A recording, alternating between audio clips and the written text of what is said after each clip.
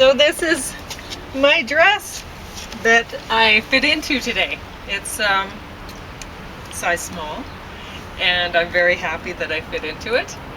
It was an inspiration dress that I bought for my diet, and I fit it before I fit the size 8 dress from Monaco, which I thought I was going to fit into first as size 8, but anyway, like James points out, they might have different sizes in Monaco than here. In Europe, I think generally Yeah. for shoes, it's So- slightly too. Anyway, but last time I wore one of my inspiration dresses, which was a beautiful purple Indian outfit, which will now be too big for me, but it doesn't matter because it'll fit me again in the winter next year or something like that. And even if it's a little big, I bet it'll still look great. It'll So look fantastic. yeah, because it's terrific color and everything. So last time I was wearing one of my inspiration dresses when I toned down into fitting one, then I was making kimchi. And so here's kimchi, another recipe for kimchi.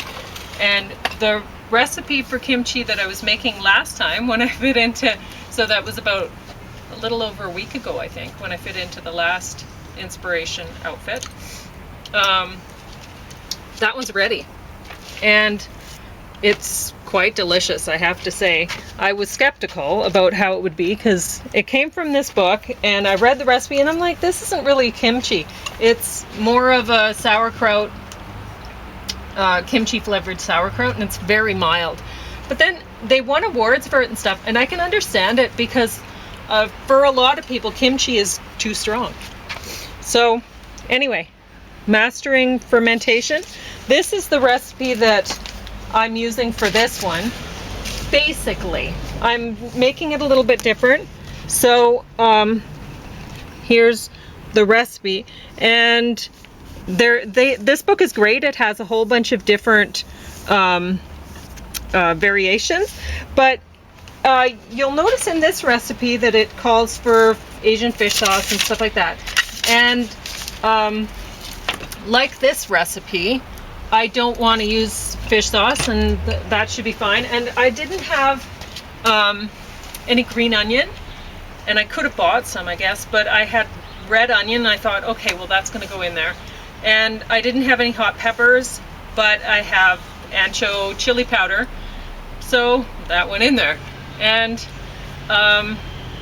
yeah, I actually prefer making it kimchi the more traditional way, which is from this book.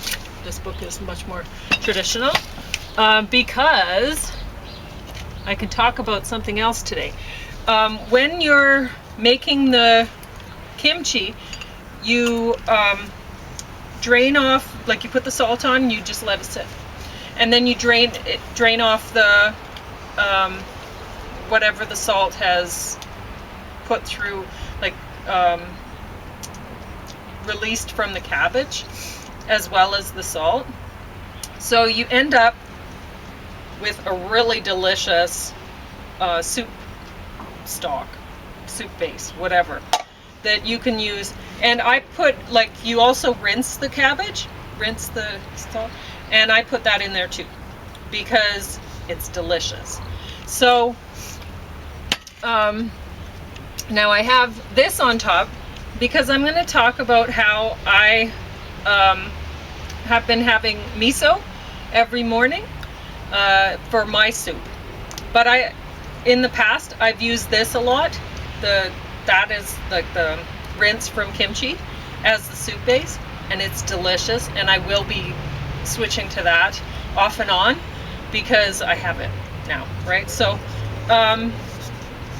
anyway, and kimchi will become a part of my, like, I usually make the cabbage soup in the morning, and I will with that, but I can add some kimchi to it and it'll be delicious. But then I worry about the kimchi not being as nutritious when it's heated, so I put it in right before I eat it. Hope for the best, right? So I want to show you something with this. This miso There's the carbohydrates, too. And I really like this kind. But we were given this. So I've been using this. And this is carbohydrates 1. So it's even less.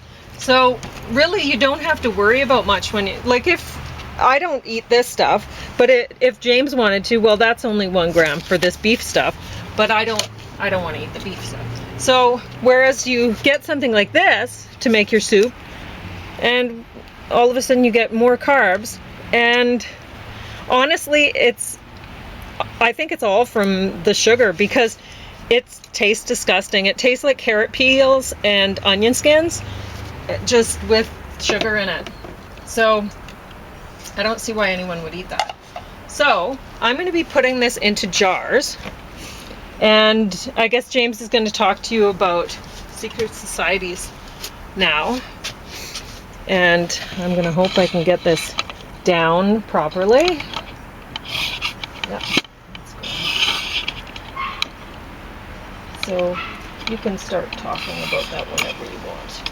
And if you don't want to, that's okay too.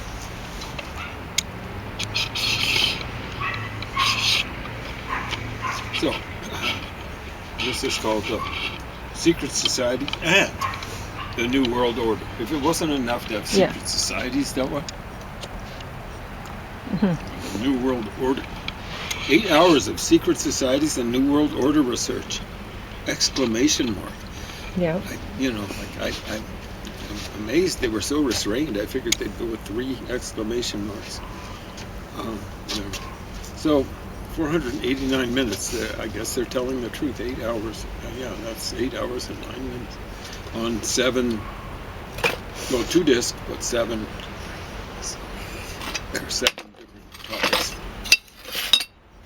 I'm going to read these topics out.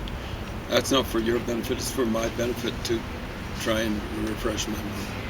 Hey, the first one's Order of the Alchemists, the Knights of Malta and Cagliostro, or Cagliostro as they say. I don't know, I thought you said GL in Italian, I believe Cagliostro is it called. I believe you say it like LY, yes, something like that. Latalize that. They said Cagliostro. The history is, this is the subtitle. The history of the sovereign military order of Malta is revealed while discovering occult and sinister forces at play from the days of heroic battles against the Ottoman forces. And I think they're generally seen as being colonizers and stuff like that by people on the phony left, but you cannot see the Crusades as anything other than an attempt at decolonization. Misguided in many instances, but ultimately perhaps heroic. A heroic failure. So Malta, incidentally, is a very small little location. These Knights of Malta, they didn't have much of a base to spread sinister forces from. Malta is very small. It's strategically located, but Malta benefits from the work of these crusaders. Malta is basically Maltese is a Semitic language. It seems to be basically Arabic to me. But here's one researcher whose name I ran across from Malta, Eduardo Cardona. I asked the guy who's into this research. He was a professor, a physics professor actually. What does Eduardo mean? He said, well, it's just a form of Edward. You're not going to run across that kind of name in Muslim societies terribly much. You do run across Christian names. It's just sometimes, like Boutros is Peter. So it's the Arabic doesn't have a P in it. The Arabic script can be modified a la Farsi or Persian. to have a P in it, but they have a B, so it's an attempt to say Petros, Boutros. So when they say pantaloon or pantalon, they say pantalon or something like that. Huh? So Boutros, I don't know if they bother having a Paul. They have Jesus. Isa is their version of Jesus. There are a few others, but not many. Can't think of one. Anyway, doesn't matter. So once they got on this kick, I was going, oh God. You know, they're really against the Masons, from what I can tell. The ultimate secret societies. And I said, oh man, you know, like it's inevitable. They're going to get around to the Jews. And they were suggesting right from that get-go that there was this kind of connection between the Nazis and the Masons. I thought the Nazis killed off, or tried to kill off, all the Jews they could. And I thought that they were taking out the Masons too. I don't think the communists like the Masons terribly much either. These guys were really soft on communism and generally soft on Islam. Almost throughout. Yeah, I think it was in the last show they were suggesting maybe that there was some conspiracy involved with the communists and stuff like that. But a little bit of what a lot of left-wingers would see as demonization. You know, like it's almost impossible to over-demonize or to demonize the communists. They killed off, and are still in the process of killing, but they killed off tens of millions of people just in the 20th century. They're very, very ambitious, and they realized a lot of their ambitions, just their ambition for world rule didn't work out. But they really killed off a lot of people. They were very ambitious that way. Took out lots of their enemies. There was a lot of collateral damage. You know, way more people who weren't their enemies, just people who were looking to kind of survive, and they didn't. They didn't survive. Ultimately, the communists are kind of hanging on by the skin of other people's teeth, but they should have been thrown on the rubbish heap of history after 1991. Well, before, you know, after it was revealed what they were like, and this is before Stalin took over. Lenin was a horrible brute.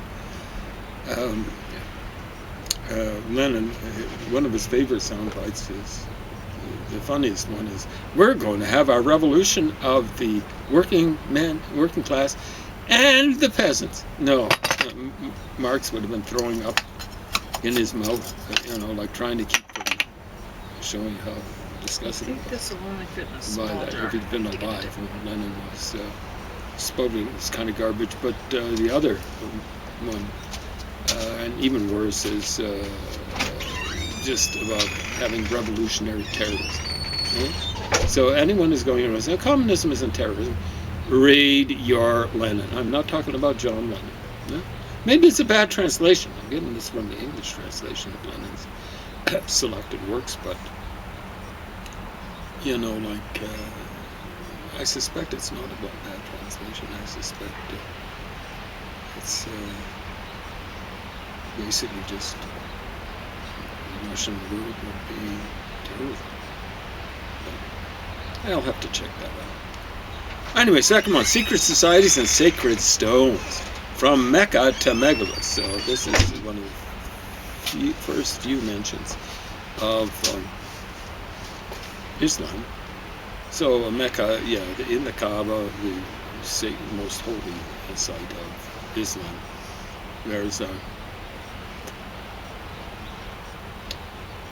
There's a stone there that appears to be meteoric in origin, and it was holy to the natives of Arabia before Islam ever existed. Probably could be thousands of years before Islam ever existed, hundreds of years, dozens of years. Anyway, for a millennium, mankind has worshipped stones from Mecca to Megalith. We have held them aloft as sacred objects and gifts from the gods, constituting the most ancient form of religion. Well, it's hard to tell what's the most ancient form. I think ancestor worship is maybe the most ancient form. They But seemed really they're very positive about positive what they about. know. Well, they seemed very positive about Egypt. Well, of course, they say everything goes back to Egypt. Yeah, but it doesn't. Things go well before Egypt.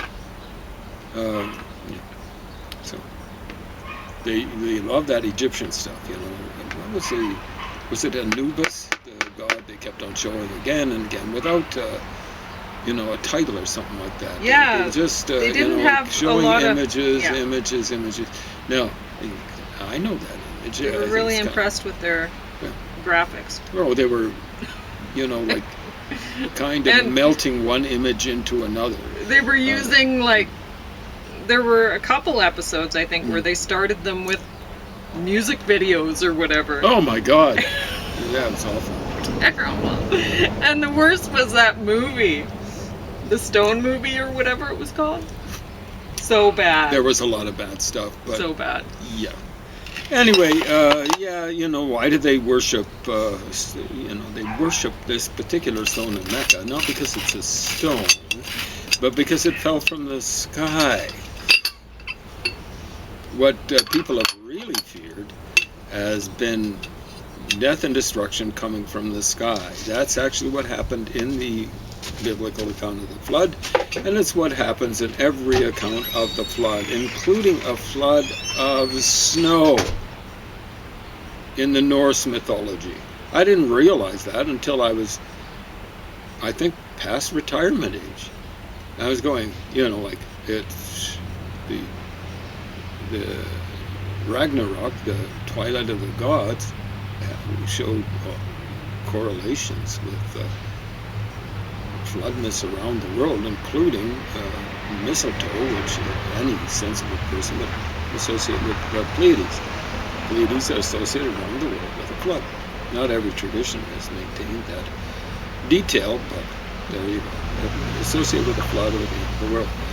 And it took me a while to realize, I'm going, the world in Ragnarok gets burned up in fire and then it gets covered in snow. Oh, I'm going, what is snow? Oh, it's water. Yeah, water. That's their flood myths, folks. So flood myths differ, but in details, anyone who wants to hew closer to the biblical flood as applying to the whole world is maybe That's good. Someone once said, beware a man of one book. And there are people who believe in that, veracity, total veracity of the Noachian account of the flood are just too much people of one book. Okay? So, worship stones. I mean, people made statues and stuff like that were out of stone. They worship the statues, the image, more than the stone. A New World Order agenda. Oh, now here we get really paranoid, I guess. Well, not me, but these folks. A New World Order agenda offers a startling prediction of what is being planned to accelerate implementation of the One World Government and the New World Order agenda for control of global resources. Well, it's kind of falling apart now, isn't it? Like Putin is having a very successful time plotting his own little New World Order. It's very different from what the capitalists, represented most clearly by the Republican Party in the United States, had. The real bloodline of Jesus Christ. I almost said, JC. Wow, this one's just the final truth behind the Da Vinci Code. Tim Wallace Murphy is an international best-selling author known throughout the world for his deep knowledge of the real bloodline of Jesus Christ. I think the person they were interviewing for this was saying the Da Vinci Code is basically just fiction. But, like the real bloodline of Jesus Christ, the Bible doesn't give an account of Jesus Christ being married. I don't know. Maybe there are ones just kind of sitting there. I'm reading the Gospel according to Thomas, which is considered apocryphal. I've gone through it, actually. I can't say I've read it. In the original, I think it's the original Coptic, which is written in the Greek script, but it's related to the language represented by the hieroglyphs. But I can't say I've read it. Okay, so you'll be getting a review of that eventually. So Jesus, I don't think had any kids. I think there would have been some sort of. I think that's one reason why he was not so worried about his. Well, he said, "My religion is not of this world." He didn't set up,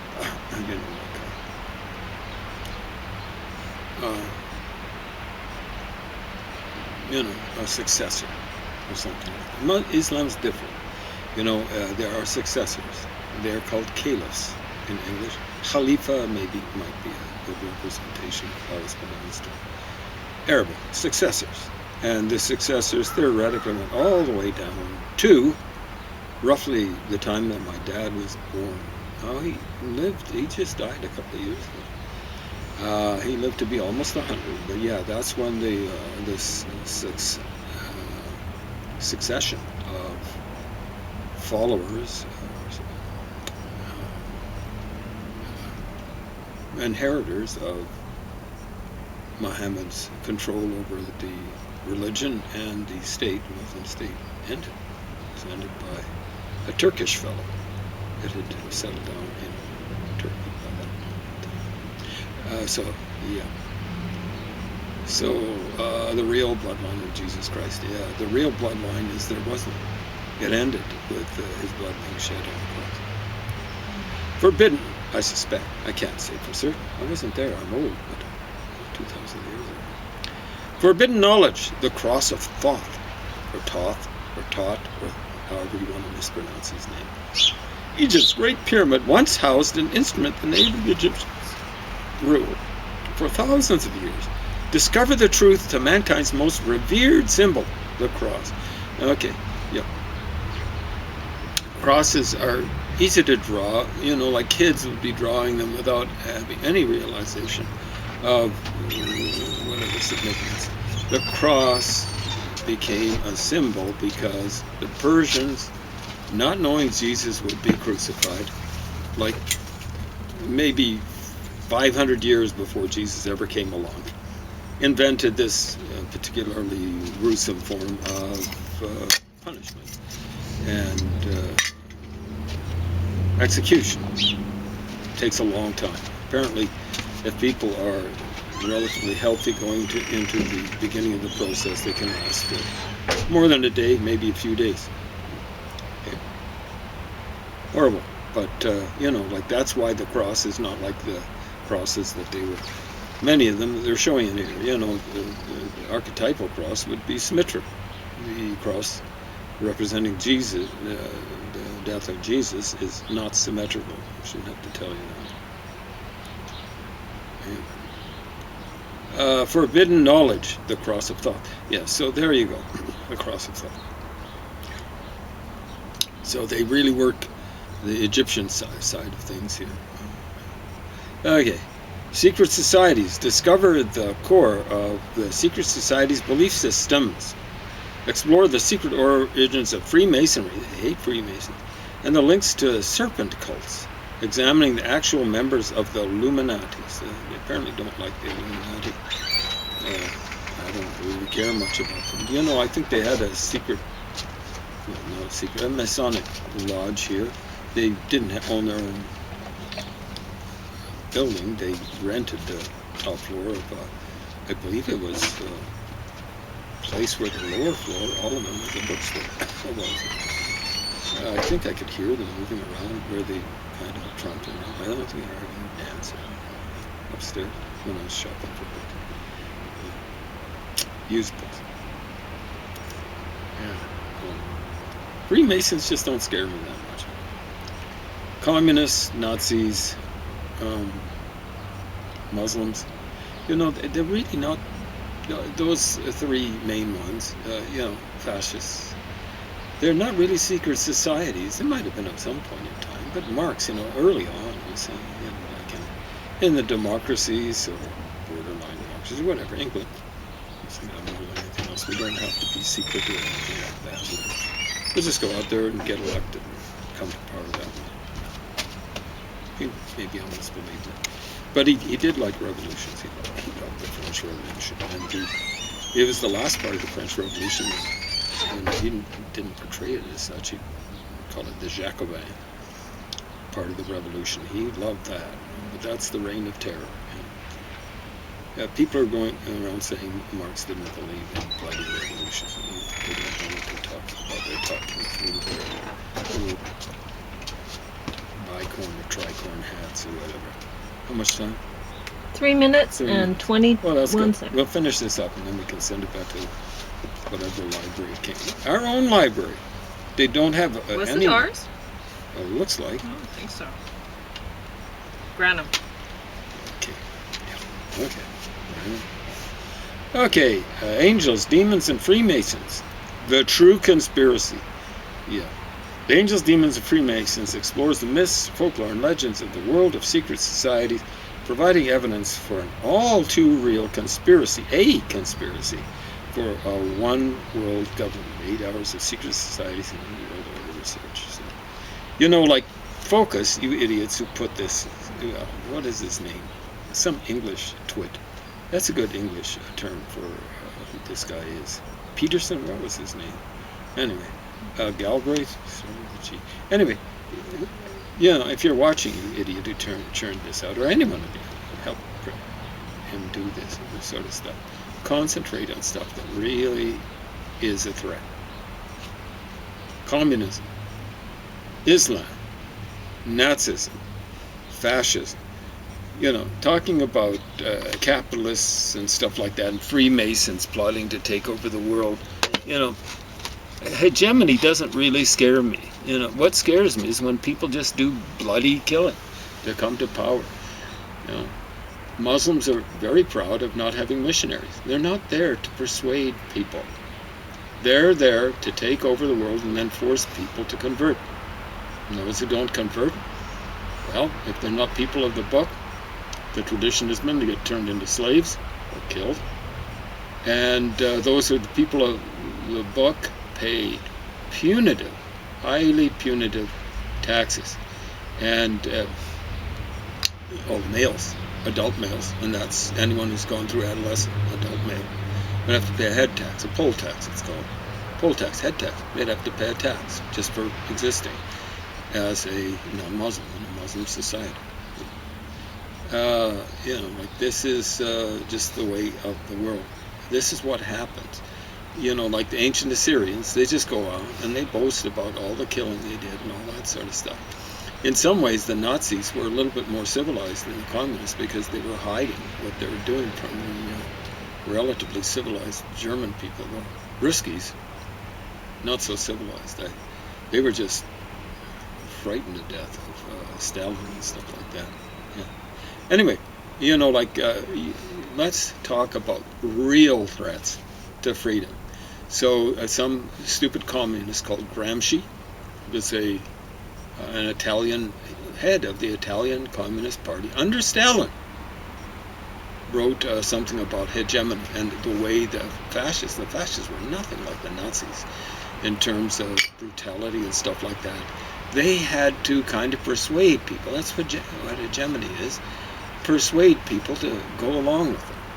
The Nazis were more into persuading ad baculum. That's with